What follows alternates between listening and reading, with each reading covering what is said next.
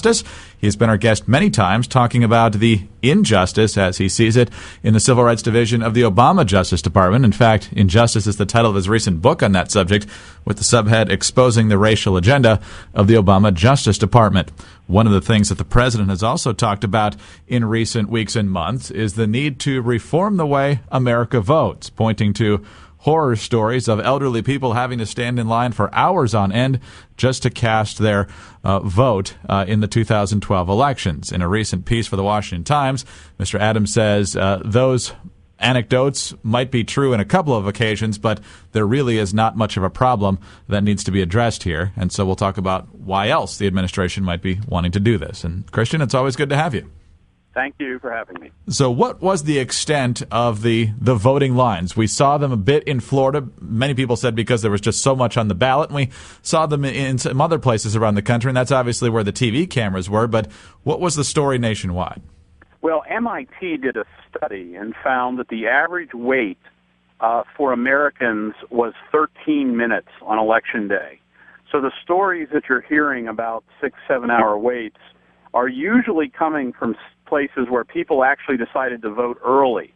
Early voting is a worse experience than voting on Election Day because there's fewer places to vote. And so the lady that the president talked about, Desaline Victor, I believe, she went to early voting on the very first day of early voting, which is the absolute worst choice that you could ever make. And that's exactly why she had a long line, including the fact also that they had a bunch of ballot questions in Miami-Dade County. So the president chose a real outlier example when he did the State of the Union. So what are they thinking? And obviously this commission is tasked with coming up with ideas, but generally speaking, those who favor reforms to make the process quote-unquote easier, what would they do to fix that supposed problem? Well, look, one thing is to make sure people know that you could vote on Election Day and probably experience a shorter line. That's one thing that they could do. The second thing that could fix what happened to this nice lady is to not have multiple referendum questions on the ballot. Now it's the fault of Miami-Dade County that stuck them on. That's another reform, is to limit the number of referendum questions. The other thing that really helps in some places is, like they have in some places in the country, is a photo identification card that has instant check-in.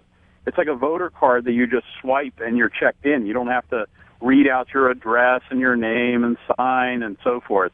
And so there's ways to do this without the federal government getting involved. There's local solutions to what is a local problem. So is this a matter of Democrats, in this case, the president, thinking that the federal government simply has a better way of doing things? Or is there a reason that they are vigorously in search of what you call a solution that is looking for a problem? Well, don't forget that the federal government, we all know, never has a solution to most problems. So this isn't any different. This is, in fact, a solution in search of a problem because the federal government just doesn't have an answer. They are not in the position to fix it like local officials are who are closer to the voters, who know the problems. For example, Atlanta was a mess. Places around Baltimore were a mess. These are local solutions, sadly, in many cases in Democrat areas. So it's kind of ironic to hear the president complain about it when the people who were causing the problem, by and large, were Democrats.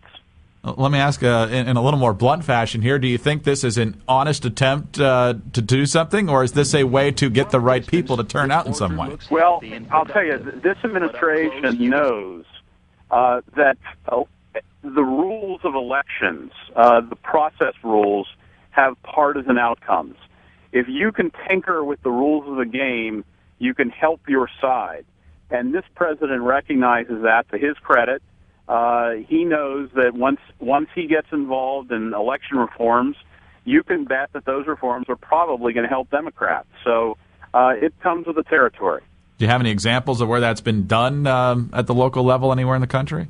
Well, of course. You have motor voter. You have Section 7 of motor voter, where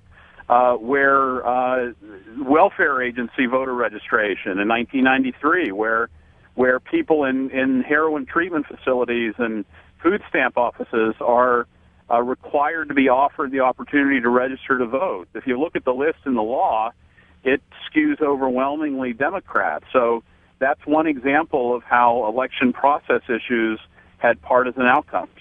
And do you think that's a major part of his goal here? Well, look, it almost always is when the federal government, when politicians get involved in making suggested changes, it almost obviously has a political outcome. I know you're an attorney and not a political strategist, but if you're seeing the president move in this direction and you feel that it might have partisan overtones to it, how do you counter the argument we're trying to make it a smoother process for Americans to exercise their right to vote? That's a pretty hard position, at least on the surface, to be opposed to. Well, I'm trying to be 6'4" and tall, dark, and handsome. There's some things that you just can't do, and the federal government just can't snap its fingers and fix the problem with long lines. It's not a question of federal control. States control the elections, and that's how the founders set the country up. That's what the Constitution says, is the state governments are in charge of their own elections and not people in Washington, D.C. Do you ultimately expect this to be a major fight, or is this something that will get stalled along the side of the road somewhere? Oh, I think it's probably going to get stalled along the side of the road. Like I said, there's very little that can be done. Frankly, the agenda of the commission is primarily to make a best practices recommendation. So let's hope they stick to that agenda and don't meddle in a state and local affair. Well, very interesting to discuss, and given all the debates over voter ID and all sorts of other issues related to potential fraud, this is another interesting dimension to the debate. Christian, thank you very much for being with us. Thanks for having me. Bye-bye. J. Christian Adams is a attorney, former attorney in the Department of Justice. He's now an editor at Pajamas Media and is the author of Injustice, exposing the racial agenda of the Obama Justice Department. I'm Greg Columbus of Radio America, reporting for